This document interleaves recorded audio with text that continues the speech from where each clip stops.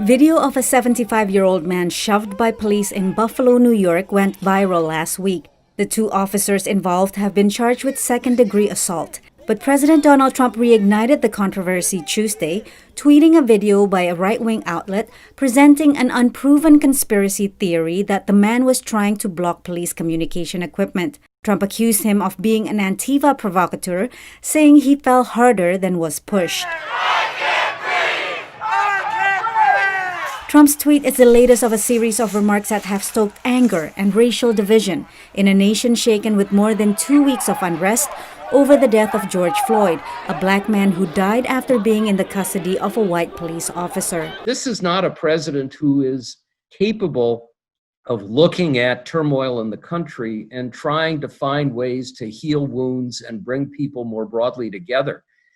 His success, as he has seen it, is built on attacking even more harshly anybody who's critical of him and at trying to stoke divisions and excite his own narrower base. A base that may be getting even more narrow.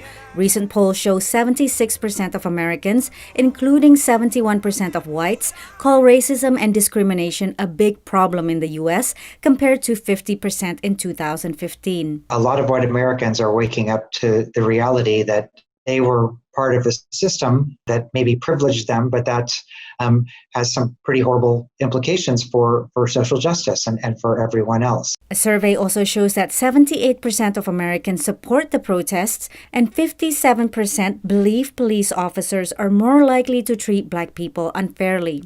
This shift in attitudes has contributed to change on the ground.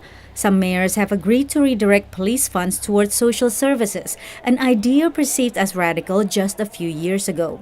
But meeting with law enforcement officials Monday, Trump rejected calls to defund the police and the notion of institutionalized racism in law enforcement. Sometimes you'll see some horrible things like we witnessed recently, but 99.9, but let's go with 99% of them are great people. The White House press secretary says Trump is combating racism by ensuring economic opportunity for black Americans and pushing for criminal justice reform. The president has spoken to George Floyd's family on the phone, but has not met with black community representatives or protesters. His election rival Joe Biden has met with Floyd's family and black leaders.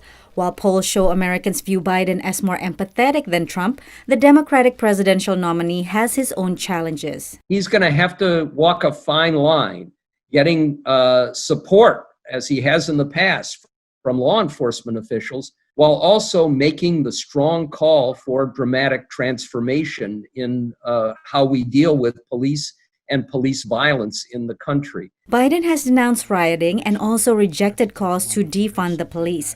He is focusing on police reforms and has pledged action to reverse systemic racism.